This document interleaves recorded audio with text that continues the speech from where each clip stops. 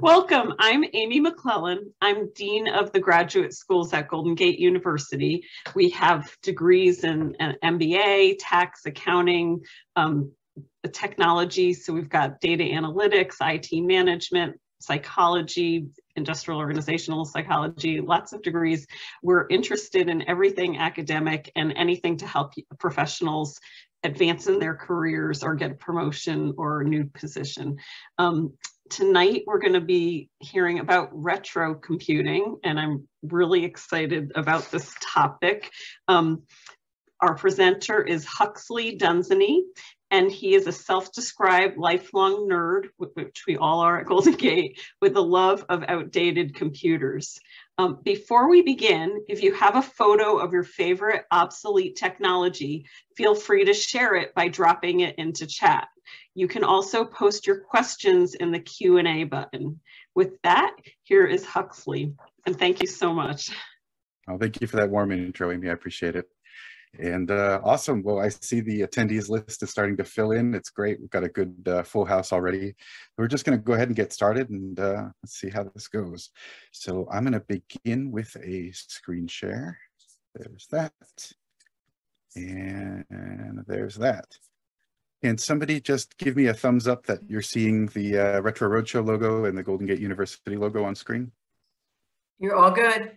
All right, let's get going. So I'm going to begin by just kind of picking up where Amy left off. As she mentioned, I'm Huxley Dunsany. I am the co-founder of the Retro Roadshow. And just saying that sort of demands the obvious question, what is the Retro Roadshow? And there's really a few different ways to answer that question, but we'll just make it pretty simple. The Retro Roadshow is my family, my wife Sarai and our son Ryle. And it started when I was a kid, in a sense. I've been collecting old computers and old gadgets since I was younger than my son is now. And it was just a hobby I've enjoyed most of my life. But a few years ago, we started hosting little informal events where we live in Alameda in the East Bay. And so over time, obviously more before COVID hit, but over time, these little local events that we were hosting at a coffee shop, and then as you can see in the photo that's on screen, some larger events like the East Bay Mini Maker Fair, which is awesome, over at Park Day School in Oakland. We essentially kind of evolved my personal hobby of collecting old computers into what you could think of as a pop-up museum. And we're really focused on making sure that it's always hands-on, always where possible. Obviously, it's a little tougher on Zoom, but this is something that I'm passionate about. My family supports me in making sure that that these experiences that we were creating were not just like walking past a bunch of dusty old gear in a glass box somewhere, but getting to get up close and personal with interesting and weird and obscure technology from decades past. And it is also really an inclusive community gathering. Is one of the most beautiful things that came out of our in-person events was we would set up a big display of various old computers and game systems and things like that. And it would draw people in who were in their 90s, and it would draw people in who could barely reach the top of the desk to get their hand on a keyboard or a joystick, and everybody in between. And it was just a really delightful thing to see so many people from different ages and walks of life and backgrounds coming together to learn about and enjoy and spend some time with weird old gadgets. But of course, we can't quite do that over Zoom. So instead, what I'm going to focus on tonight is a topic that I really love. And one of the things that I find the most compelling about vintage or obsolete old technology, and it's that, you know, we live in 2021 now. I'm talking to you guys over Zoom on a fancy laptop with a big screen and lots of gadgets all around. But this stuff didn't just pop into existence. The chain of events that led from an abacus 1,000 years ago to us being together on Zoom, there were a lot of false starts and a lot of dead ends and a lot of branches on that technical evolutionary tree that didn't end up going very far. And so tonight, what we're going to be talking about is 4 examples of lost or forgotten victories that were hidden underneath some of the biggest flops and failures in tech history. And so that's the topic we'll explore in 4 chapters tonight. And I want to begin with a quote, and it's a quote that will come back again later on, but it kind of sets the table for what we'll be exploring together tonight.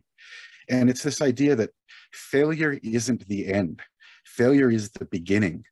And that was said by Tom Hershenson, who's a character who will pop up again in a little bit. And I really wanted to focus on this just to kind of set the tone for the session tonight, because this word failure, I'm going to use it a bunch of times tonight. It's a harsh word. And I'm using this word really carefully because every example that we're going to be discussing and exploring tonight, these were products or companies that were born out of a lot of good intentions and were created by incredibly smart and driven people who were doing their best to make something amazing.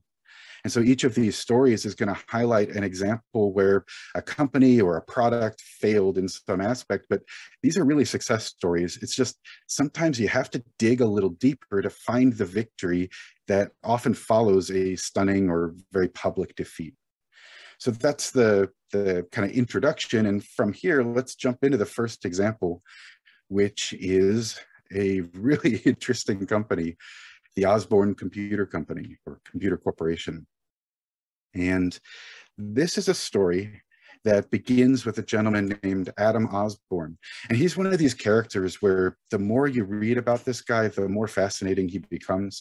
He had a really interesting early life. He was born in Thailand in 1936 and then was raised in England. And then he came to the US to earn his PhD in chemical engineering in Delaware. And that's where he was first exposed to computers, which in those days, the 1960s, a computer, depending on who you talked to, was either a gigantic piece of machinery the size of a small house, or it was a job title. A person who could do math quickly was hired to be a computer.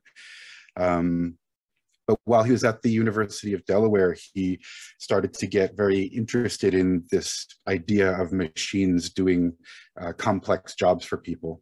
And so a few years later, he starts his own publishing company where he specialized in writing beginner-friendly manuals and books about computers, including a book called Intro to Microcomputers that he wrote himself. And it eventually sold 300,000 copies and was the book that Bill Gates and Paul Allen used as their sort of personal Bible when they were thinking about starting their own company, which of course later became Microsoft. And in 1975, in the first of many examples tonight where the Bay Area is the hotbed of interesting, weird things that are happening throughout tech history, in 1975, Adam Osborne starts attending the Homebrew Computer Club, which was an informal weekly or monthly gathering of nerds and engineers and weirdos and mathematics freaks who were meeting up mostly in Menlo Park.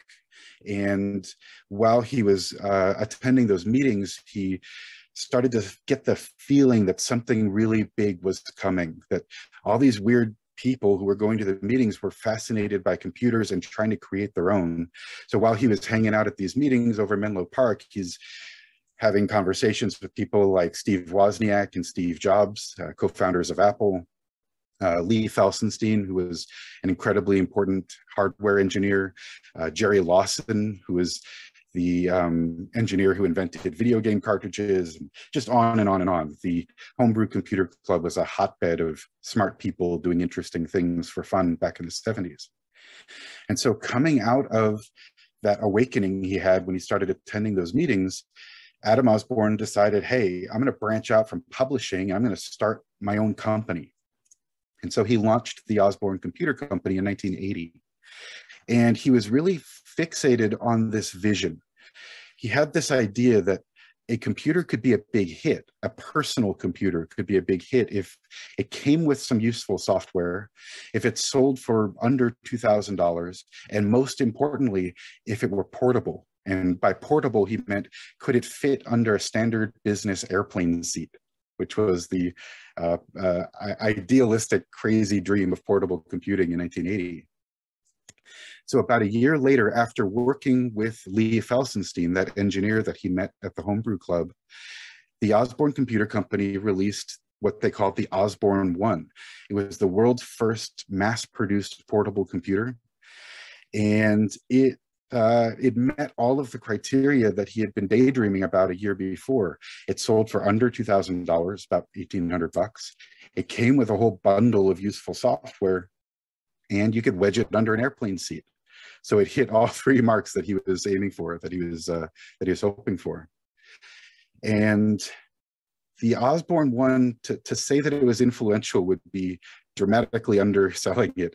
The early reviews of the Osborne one were extremely, extremely positive. There was nothing like it in history prior to this machine coming out. Nobody had ever really envisioned what a portable computer could be, or what it could do for people. And it led to runaway sales, and this term that was invented to describe what was happening at Osborne Computer Corporation, they called hypergrowth. And it's an interesting term, hypergrowth. What does that mean? Well, in this case, it meant the company grew from 2 people to over 3,000 employees and over $73 million in revenue in about 18 months, all on sales of the Osborne One computer.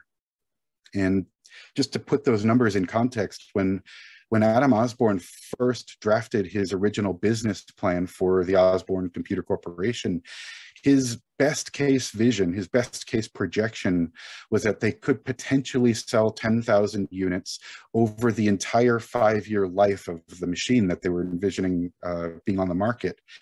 And in reality, they were quickly selling 10,000 a month, and they ramped up. They sold 60,000 Osborne Ones in the first year alone. So to say it was a big hit would be an understatement for sure. And it was such a big hit that it quickly inspired, you could think of them as clones or copycats, other portable computers from some of the big names in the industry, like Compaq and IBM and Kpro.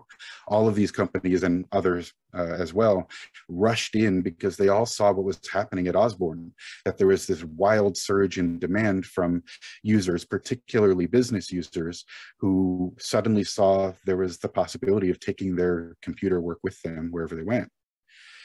So lots of competitors sprang up almost overnight. Just to point out a couple, Compaq in particular is an interesting case. We won't explore their story tonight, but Compaq might be a name familiar to a lot of folks in the meeting this evening.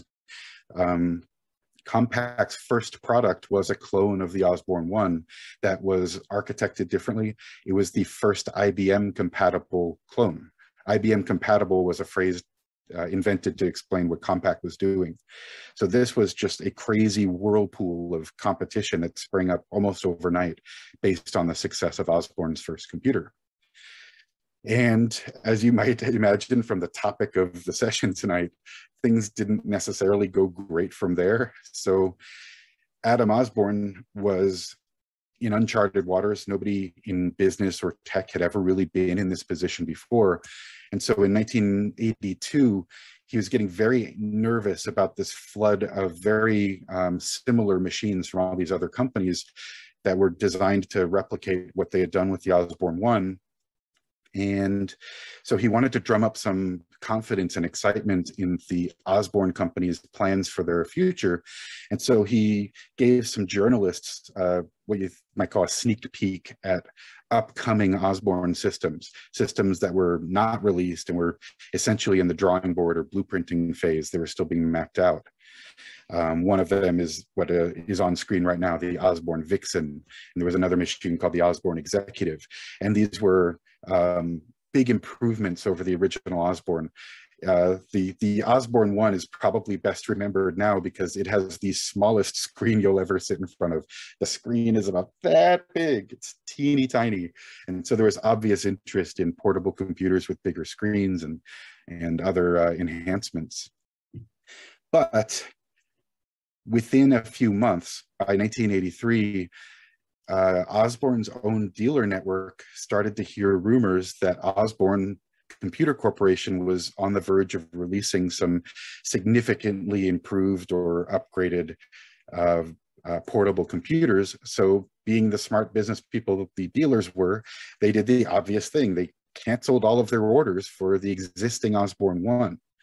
And so this machine went from selling 10,000 or more units a month to selling nothing. It just evaporated almost overnight. And by 1985, the Osborne Computer Company Corporation evaporated. The whole company collapsed into bankruptcy. And so they went from growing to 3,000 users and $70-something million in revenue to bankruptcy within 3 years. The rise and fall of Osborne's computer company it's so intense, you could get whiplash reading about it.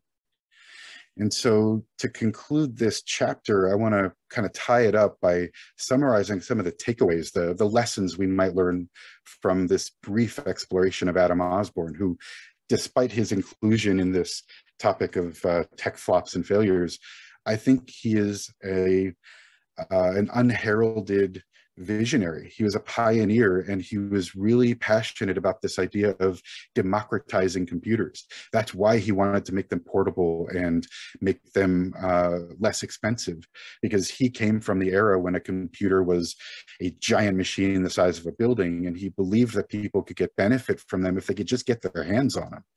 And so he was really one of the first voices calling for regular people to have more access to personal computers.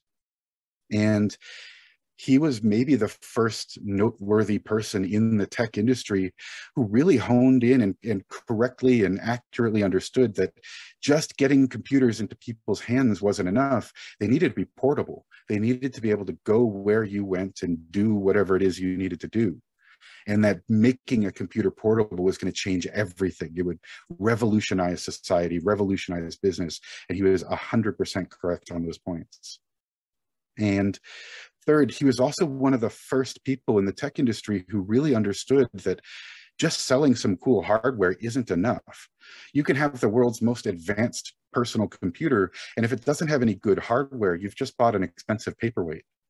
And so he was really the first pioneer in this field who really understood that the software is what matters. The computer is just the means by which you can get access to the software.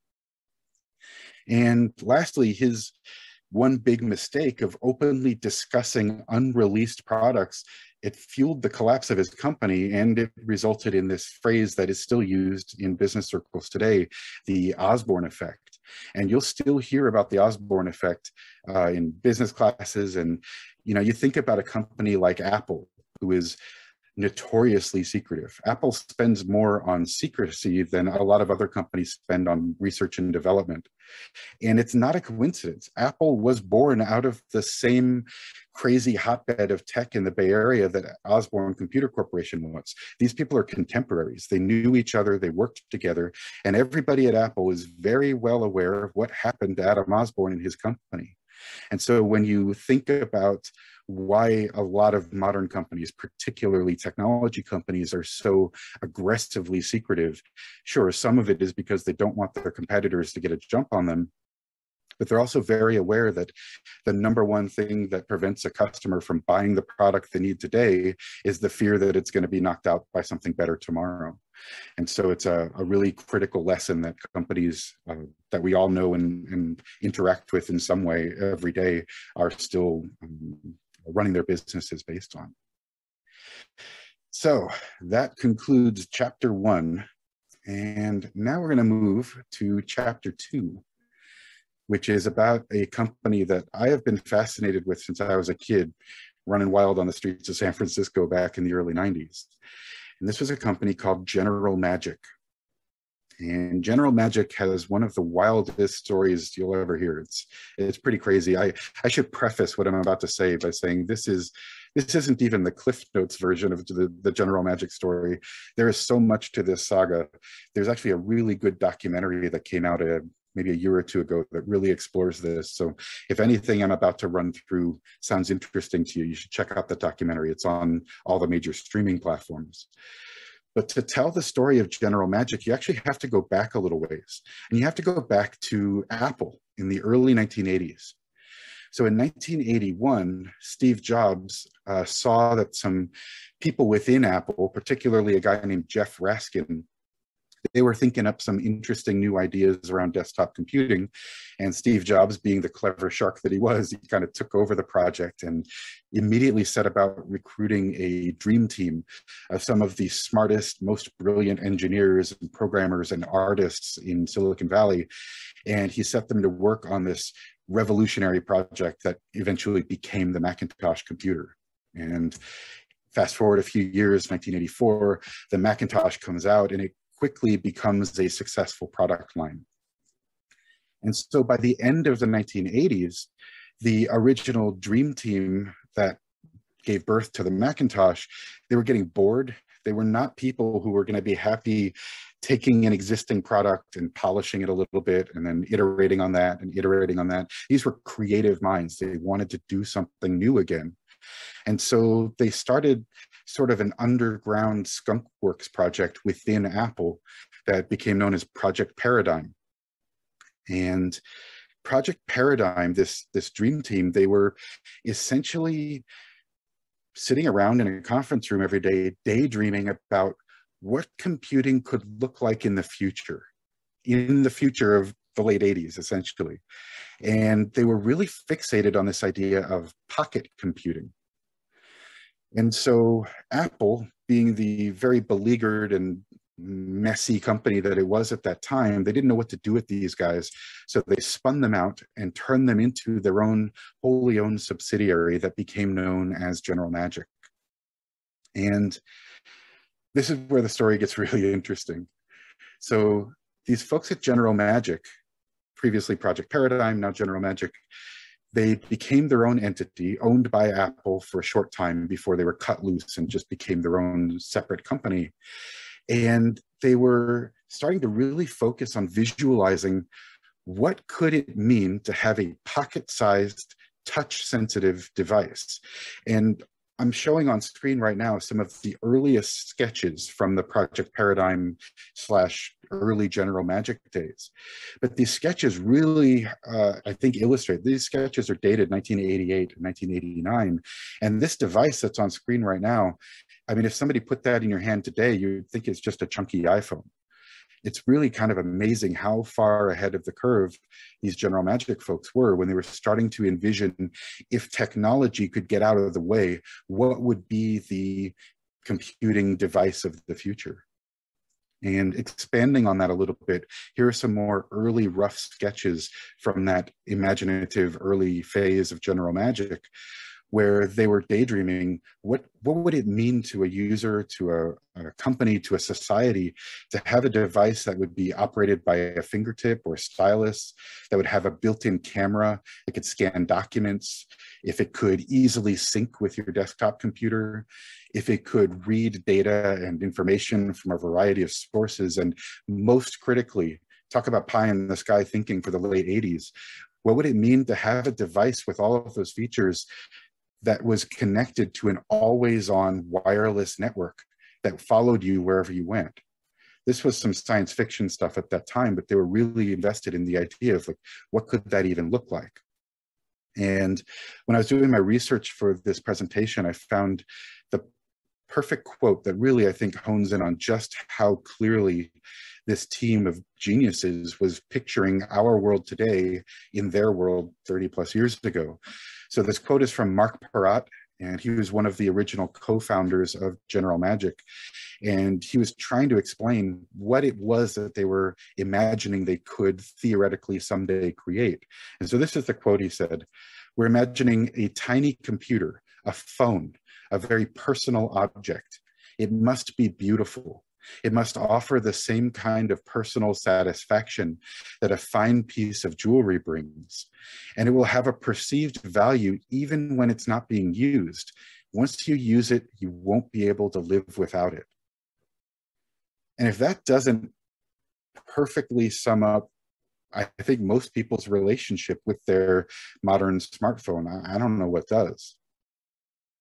So moving out of this daydreaming phase, General Magic really takes off. They start to operate on their own. They're essentially cut loose from Apple. They become their own entity.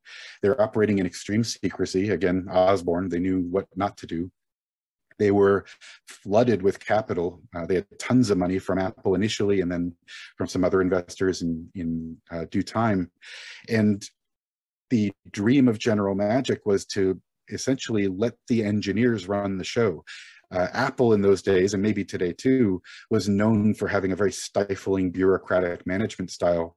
And these engineers who jumped ship and started General Magic, they wanted to see what they could do if they were free of all of the micromanagement within Apple. And so early on, they partnered with some of the biggest names in technology, Sony, Motorola, Matsushita, Philips, AT&T, and so on. And to say that this company had buzz in the tech and financial worlds would be a drastic understatement. They were so firing people's imaginations with what they could do that General Magic became the first company in history to have an IPO, an initial public offering, without a single released product or any revenue. They IPO'd just based on the potential of all the smart people who were working there and what the stock investing public hoped they might be capable of. And it worked. Their company value doubled in the first trading day and kept steamrolling from there. And after that initial phase of daydreaming that came out of Apple through Project Paradigm and then into the early kind of undercover phase of General Magic, they eventually settled down and started focusing on three general areas that they thought they could have an impact. And the first was Magic Cap. This was an operating system that they designed. It was designed to be deceptively simple. It was designed for handheld devices only, and it was designed for touch-sensitive displays. And all the visuals for Magic Cap, this operating system they cooked up, the visuals were done by Susan Kare, who is one of the most influential artists in human history. Everybody in this meeting and everybody you know has worked with graphic design work that Susan Kare was responsible for, ranging from the original Macintosh on through other things I'll talk about in a minute. And so this Magic Cap operating system was wildly advanced for the time, but it was incredibly simple. It just looks like a home office, and you tap the thing that's relevant to what you want to do. Second, the General Magic team started developing a concept they called Telescript, which is a software architecture that allows a low-powered device, like a little handheld computer, to push or pull data and information and jobs to or from remote servers. In other words, cloud computing, which was a term that the General Magic team invented to try to give a visual for what they were imagining. All your data just lives in this cloud over your head, and it just follows you wherever you go. This was science fiction. It didn't exist in this time, but they had to try to cook up a way to explain what they were thinking about. And lastly, they had another really clever idea, at least it seemed clever, which was to design hardware, but just to design the specifications, not to worry about getting too deep into designing the actual bits and pieces, farm that out to other companies who are good at it, like Sony and Motorola and others. So that was the buildup, but as you would already know from the topic of tonight's presentation, it's not all happy endings here. So pretty quickly, things started to go really intensely off the rails for General Magic.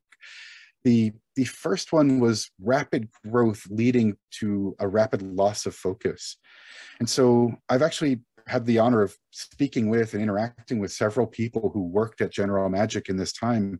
And to a person, they all used the same phrase independently, which was that the inmates were running the asylum. These folks were brilliant, and they were driven, and they were very creative, and they were so determined to get out from under Apple's bureaucratic management that they basically said, we don't have managers, we just let the engineers decide what to do. But if you've ever worked with engineers, you'll know it's like trying to herd cats. They all think they have the best idea at the best time, and it's very difficult to keep them pointed in one direction. So pretty quickly, you had dozens and dozens of smart people all reinventing the wheel over and over again, minimal budgetary strategy, and they never hit a deadline ever. Deadlines were just a vague idea that might someday become a thing. And secondly, a second big problem for General Magic was that the very first hardware that hit the market that was running anything that General Magic had created came from Sony. And Sony released a very short-lived line of gadgets they called Sony Magic Link. And these were what we might later have started calling personal digital assistants. They were little tablet computers running the General Magic operating system called Magic Cap, but they were really expensive by early 1990s standards, and they were very slow. They just could not run the software at anything that felt like a reasonable pace. And so that really quickly led to the general public having a very negative impression of Magic Cap and all of its associated technology, because the only way they could interact with it was on these very sluggish Sony devices. And so that really damaged the public perception of what General Magic was doing. And then as another punch in the stomach, their former originating organization, Apple, then released their own competing high-powered handheld device, the Apple Newton message pad line of gadgets, which themselves had some significant problems. The first Newton devices were also pretty slow and weren't super capable of doing everything they were hyped up for doing, which just further eroded public confidence that these high-powered pocket-sized computers were even worth pursuing. And then as the final kind of death blow to this whole concept, Palm came around and released the Palm Pilot and then its many subsequent sequels. And Palm did a very clever thing, which was go the opposite direction from Apple and General Magic by saying, let's not worry about science fiction stuff. Let's just make a fancy Rolodex you can keep in your pocket and have it run for a week on a pair of batteries and make it really simple. And so Palm immediately gobbled up the market, such as it was for these little handheld computers. And within just a few years, General Magic shut down. They were no more by early 2002. And Paul Allen, the co-founder of Microsoft, bought up most of their patents and intellectual property. To say that they ceased operations in 2002 is almost inaccurate. They were a ghost of their former self by the late 90s. So I want to return to a point that we opened with earlier. I used a quote from that gentleman I mentioned before, Tom Hershenson, about failure. And I want to give you guys the full version of that quote. The reason you should care about the story of General Magic is because it involves something fundamental. Failure isn't the end. Failure is actually the beginning. And Tom Hershenson, what I didn't mention earlier, is that he used to be the vice president of public relations at General Magic. So he knows maybe better than most. He had front row seats to what can go right and what can go wrong when you're right on the cutting edge of something amazing. And so by any objective measure, it would be reasonable to say General Magic was a failure. The company got a lot of money in funding. They partnered with a few companies who released some products that didn't sell very many, and then they went out of business. So in that short summary version of the story, you might come away saying, okay, big deal. They had some cool ideas. They couldn't execute on any of them. Who cares? But I really want to hone in on a couple of things. The first are those ideas. The list of technologies that were either born at General Magic or were heavily improved upon at General Magic is almost mind-bending. The abundance of funding and the lack of product direction was kind of a blessing and a curse for this company. It made them one of the most fertile breeding grounds for advanced technology in history, and it doomed the company to failure.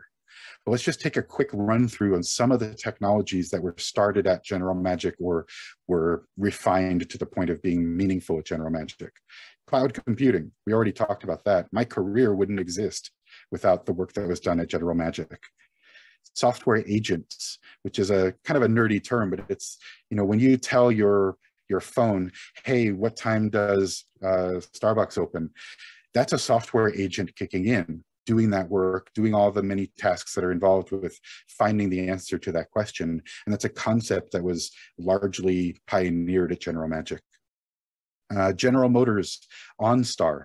If you've ever driven a GM car, whether it's yours or rental or whatever, that OnStar button that allows your car to reach out through a cloud service to let somebody know that you need help.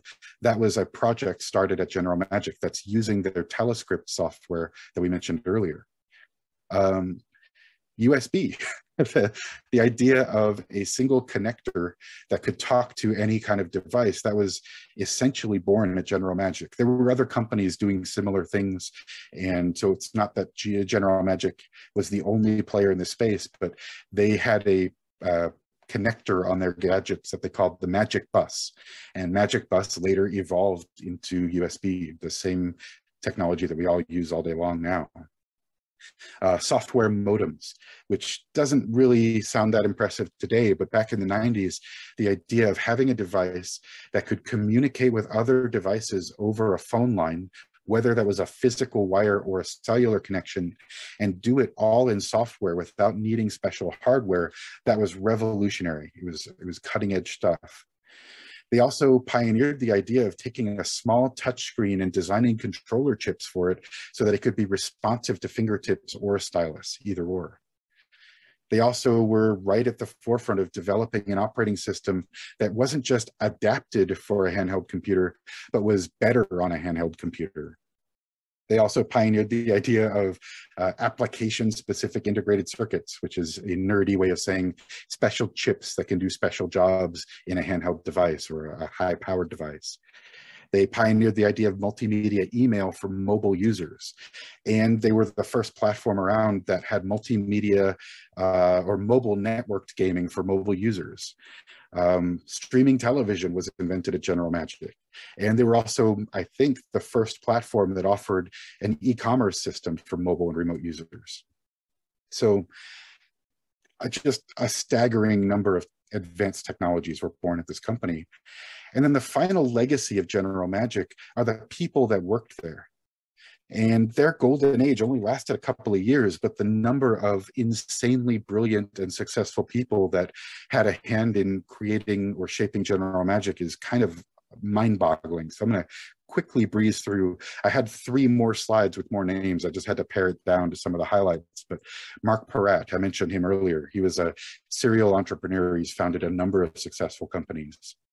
Andy Hertzfeld was one of the co-founders of General Magic. He was a key member of the original Macintosh team, later took a director position at Google. Susan Kerr, I mentioned earlier as well.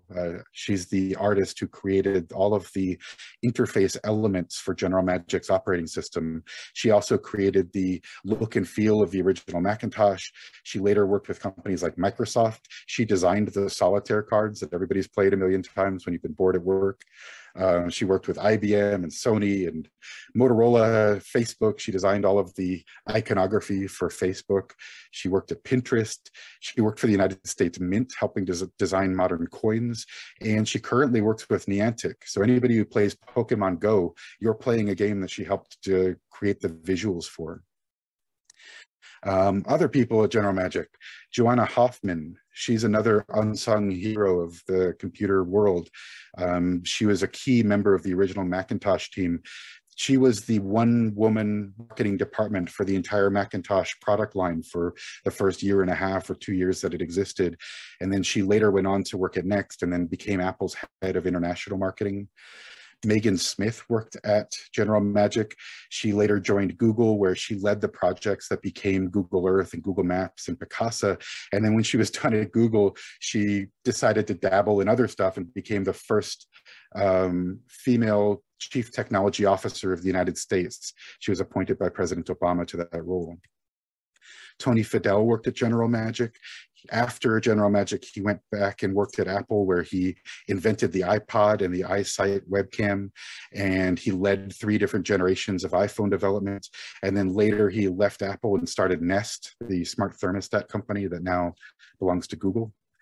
Andy Rubin worked at General Magic. He later left General Magic out of frustration that they weren't really executing on their vision of handheld computing. And so he started a company called Danger, which released a really innovative and successful mobile phone called the Hip Top, if you guys remember that. And then he later went on to start a project called Android, which became the the dominant mobile phone platform that we have today. Pierre Audemars worked at General Magic. He went on to found eBay. And Kevin Lynch worked there. He became the chief tech officer at Adobe. And then he went and joined Apple, where he led the development of the Apple Watch. And Steve Perlman worked there as well. And after he left General Magic, he started Web TV, which he later sold for almost $500 million to Microsoft. So this is just a sampling of some of the folks who worked at General Magic. It's really kind of amazing how many people came out of this company fired up to change the world. And what do you know? They actually did it. So that concludes the saga of General Magic. Let's move on now to chapter 3. I really wanted to touch on consumer trust, because that's a topic that is kind of woven into all of these stories.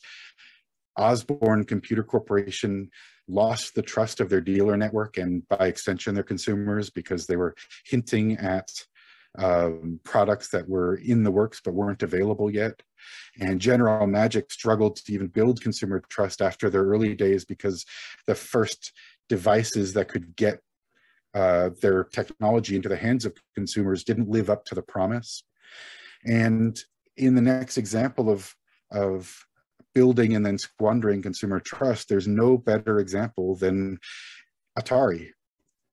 And Atari, like everything I'm talking about tonight, has deep Bay Area roots. They started in the early 1970s down in Sunnyvale. And of course, they launched with the Pong arcade game. Pong, I'd be shocked if there's anybody in this meeting who hasn't played Pong for at least a few hours of their life. And Pong just blew up. There was nothing like it before. Nothing had ever come close to replicating Pong's success. And so they quickly expanded into some little dedicated consoles, just Pong machines that you could buy at Sears and other retailers to play Pong at home. And by the mid-1970s, Atari really wanted to expand their business into more full-featured home consoles, which wasn't really a category of product at that time, but they thought they could do it, but they needed more money. So after the crazy success of Pong, they sold themselves to Warner and raked in about $28 million in that sale. And then they fast-talked Warner into investing another $100 million in funding, most of which went to developing a home console. A lot of money. And those are all 1970s dollars. I haven't done the math to figure out the conversion, but suffice to say, it's a whole lot of money. And so they started to put a lot of focus on expanding into the home market. And in 1977, they launched what we now think of as the original Atari, which at the time was known as the Video Computer System, or VCS.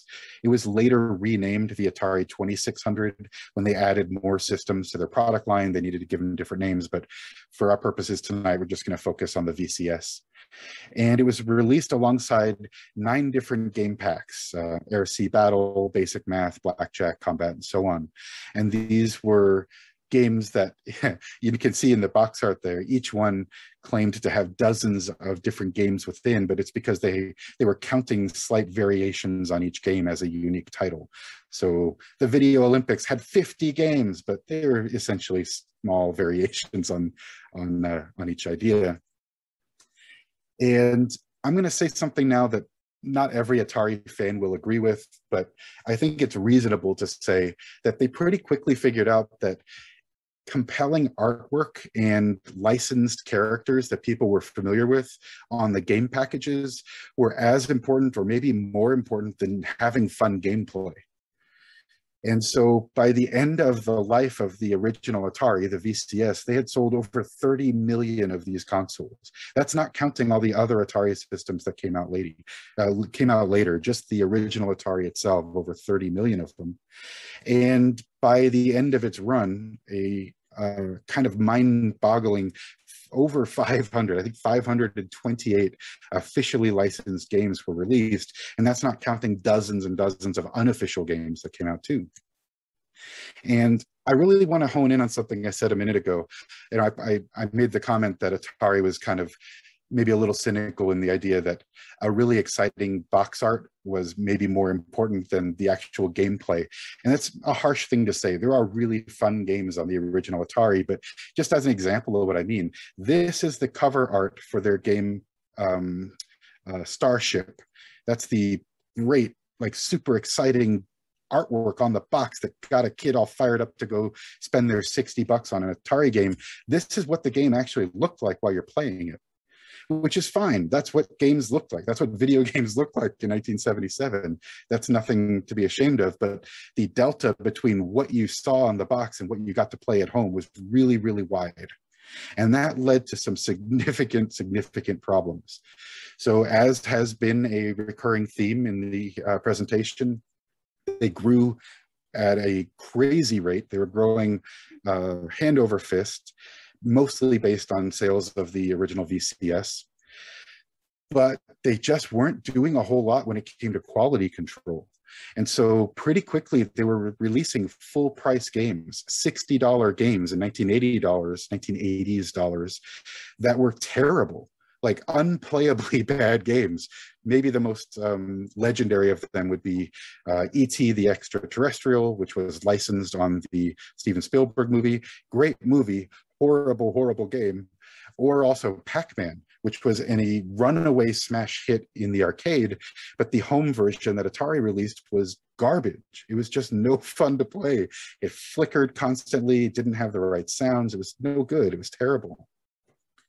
And so by 1983, consumers just didn't have much reason to trust that they wouldn't be blowing their money on a game that was terrible. So consumer confidence in this new home video game market tanked. And many games that had been selling for $60 or more at the start of 1983 were being bargain bin clearanced for $5 or less by the end of 1983. Even good games, everything got caught up in this crash. And so they were desperate for tax write-offs. Atari ended up burying around 700,000 unsold games in a New Mexico landfill, and they ultimately reported $536 million in losses just for that fiscal year, 1 year. And this is just a few years after Warner had purchased them and sunk $120-something million into them. And so by 1983, the implosion of consumer confidence that was mostly brought on by Atari's quality control failures resulted in what became known as the Great Video Game Crash of 1983. And for a while, video games were mostly seen as a fad that had largely gone the way of the pet rock. And so that's when an unexpected new player enters the game, if you'll pardon the obvious pun, and that's a little company called Nintendo. And it's not always widely reported, but Nintendo is an old company. They date back to the late 1800s when they were selling Hanafuda cards. It's a Japanese card game, and that's what they were mostly known for. And then over the next 100 years or so, they branched out into mechanical amusements and early electronic games and toys. And in 1983, Nintendo released the Family Computer, or Famicom, in Japan. And it was specifically designed for the Japanese market, and it used cartridges, and it was a big hit in Japan. And they wanted to gain entry to the US market, which they had never worked in before. Nintendo had no presence in the US, so they explored a partnership with Atari, but that didn't go well. There was some really interesting corporate intrigue and backstabbing. I'll just hint at that. We don't have time to get into it all right now. So Nintendo kind of hit the brakes on their project to release their own system in the US, and they spent a year or two really researching what was going on with the US video game market. They saw the damage that Atari had done, and so they decided the only way to be a successful video game company in the US was to not look like a video game. And so they redesigned the Famicom to look more like a VCR or a high-end piece of stereo equipment. That's why you load an original Nintendo game in the front like a VHS tape instead of popping it in the top the way you might into an Atari. They were really anxious to not look like what people imagined a video game to look like. And they were super focused on restoring consumer trust in their products and in the video game industry as a whole. So all of their licensed games and accessories came with the famous Nintendo seal of quality. That was their statement that they're standing behind the quality. They can't promise you'll like every game, but they can promise that they won't just be garbage that you can't even play even if you want to. So to summarize, there are some lessons we can take away from Atari and from Nintendo. From the Atari side of the house, hypergrowth, that term that we learned from Osborne earlier, it is a blessing and a curse. You get the benefits of growing quickly, maybe even founding or establishing your own market, but you also have the very, very real risk of hubris and losing control of the quality of whatever it is that you're making. And symbiotic partnerships with organizations that have similar goals can be really powerful or really destructive. When Atari nosedived in the early 80s, they brought down dozens of other companies with them, dozens of companies who were making perfectly good video games, but they tanked the entire industry. And hubris is a common side effect of rapid success, and you have to watch for it. And finally, if you waste the trust of your customers, you're damaging more than just yourself. You can damage the entire industry that you're trying to compete in. And from the Nintendo branch of the story, they didn't enter the market until they really understood it. They realized that they were entering into a very damaged market in the US. And so they had to rethink how they were going to approach it to not immediately suffer from Atari's failings. And they were willing to adapt and change their product and their entire business model to meet the needs of their customers. Their customers needed to have faith in the product. And so it wasn't just enough to have a great product, they had to adapt it to meet that need. They stood behind their product. They put their own seal of quality on everything they sold. And they always looked for an opportunity to demonstrate that they respected their customers. To this day, you can call Nintendo or write them and you'll get to speak to an actual person. So they are really deeply imbued with that idea of respecting their customers at all times. So that concludes chapter 3, and that brings us to the final segment of our presentation. I'm keeping one eye on my clock here. And I want to talk for just a few minutes. This will be a slightly shorter portion, but I think it's a fun way to wrap up. I want to talk a little bit about a company some of you may remember, some of you might not be familiar with, but it's a company called Next. And Next has a really wild history that I'll be just kind of skimming over the surface of here, but if it's interesting to you, it's worth taking a little time to read about it. So the prehistory of Next actually, again, begins in Apple. So in 1976, Steve Jobs and Wozniak and a third guy most folks have forgotten named Ron Wayne, they start Apple Computer. And in 1981, as we mentioned earlier, when we were exploring General Magic, Jobs leads the Mac project, and that really ushered in that whole era of graphical interfaces for home computers. The Mac's a big hit in '84, and by 1985, Jobs resigns from Apple, or maybe not, depending on which version of the story you choose to go with. And after Jobs left Apple, he kind of flailed around for a minute. He wasn't entirely sure what he was going to do, but he knew he wanted to stay in computers. That's where his heart always was. And so pretty quickly, he starts a new company he called Next, which was very obviously named as a way of thumbing his nose at his former Apple pals. And over the next few years, Next designs some incredibly powerful workstations. These were bleeding edge technology that were not really designed for or marketed to home users. These were designed for higher education, colleges, scientists, researchers, mathematicians. John Helmer in the chat says that he did mathematical modeling in college on Next. So John knows exactly what I'm talking about here. And Next was really, really pushing the limits of what technology could do in the late 80s and early 90s. They were doing everything they could. They were incorporating all of the most advanced tech. They used magnetic optical drives. They had built-in Ethernet when that was very uncommon. Their displays were all super high resolution and so on. And these Next computers ran their own operating system that was called Next Step. And Next Step was way, way ahead of its time. Thinking about its competition in those days, it was super stable. It just didn't crash. It was rock solid. It was built for high-speed networks in the era of dial-up modems. It had the first online app store. You could go online and order a pizza if you were in the Bay Area and happened to have a Next computer. And it was designed to be a programmer's dream platform with a really deep library of coding and programming tools. It was all built on top of a variation of the Unix operating system. And it was just meant to be a beautiful sandbox for creative people to work on. And it was highly portable, meaning it could be tweaked to run on different kinds of hardware. And that becomes really important here in just a minute. But I want to pause for a moment and just take a look at some of the things that were created on NextStep. Even if you're not like me and John, and maybe you haven't ever gotten to play on a Next computer, the odds are pretty good that you're familiar with some of the stuff that was created on Next machines. Because it was such a dream platform for programming, a lot of really advanced games were created on Next, even if most people never played them on Next. So games like Doom and Doom 2 and Quake and Strife and Heretic and Hexen, these are all games I'm still playing today. I just installed Quake on my Nintendo Switch last night, and that's literally something that was created on NextStep operating system on Next hardware.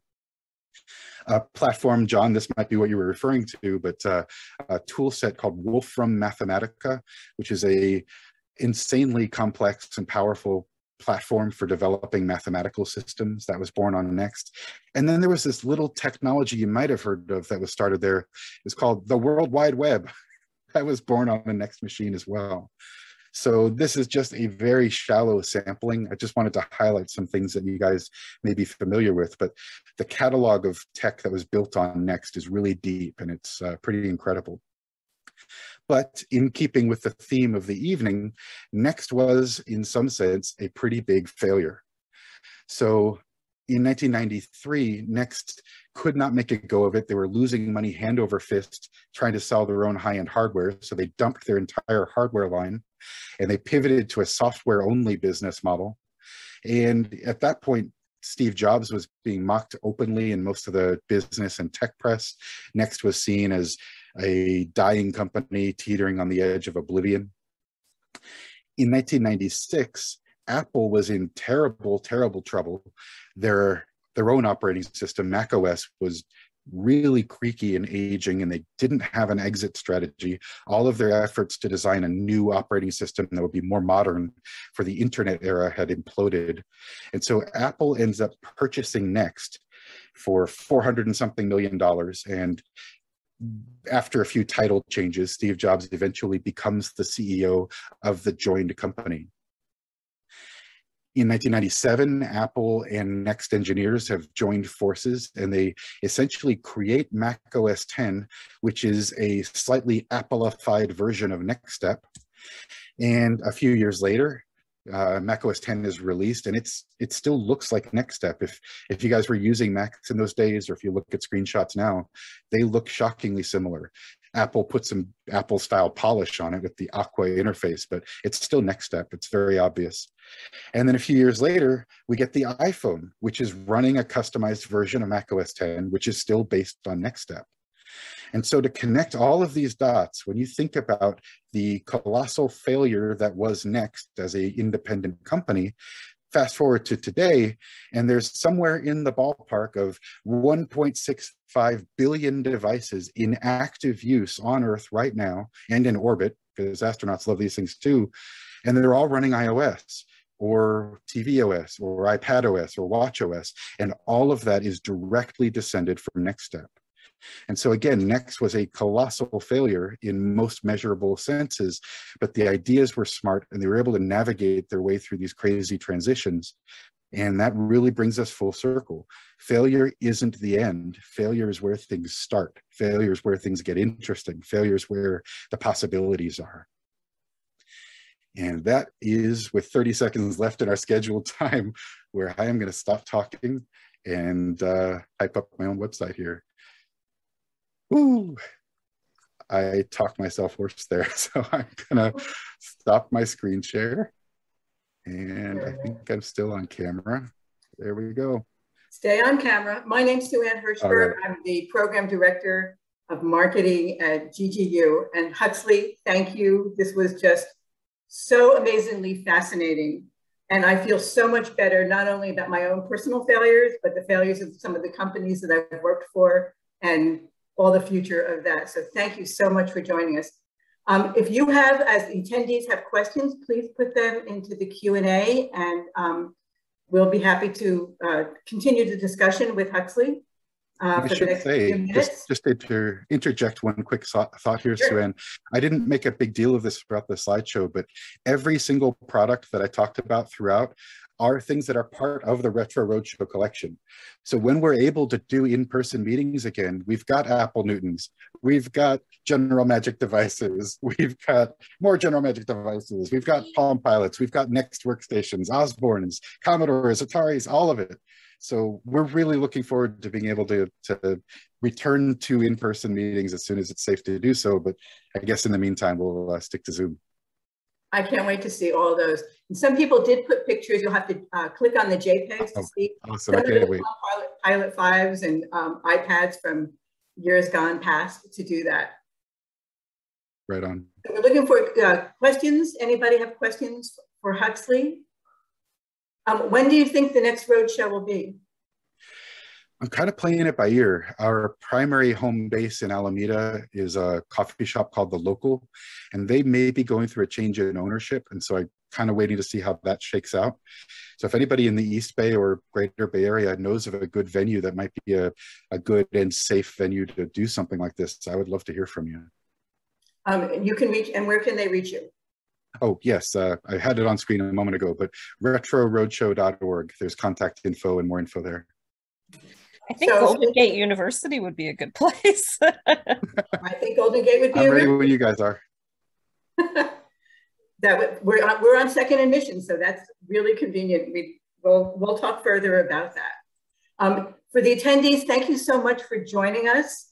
In about 2 weeks, you're going to get a URL that will give you a copy of this presentation, along with a little bit more information about maybe where the roadshow will be next.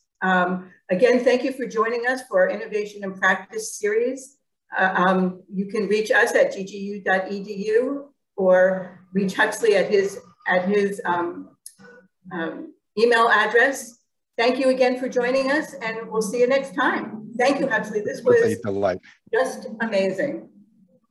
Thank you, guys. I really appreciate everybody showing up. Have a great evening. Bye, everybody.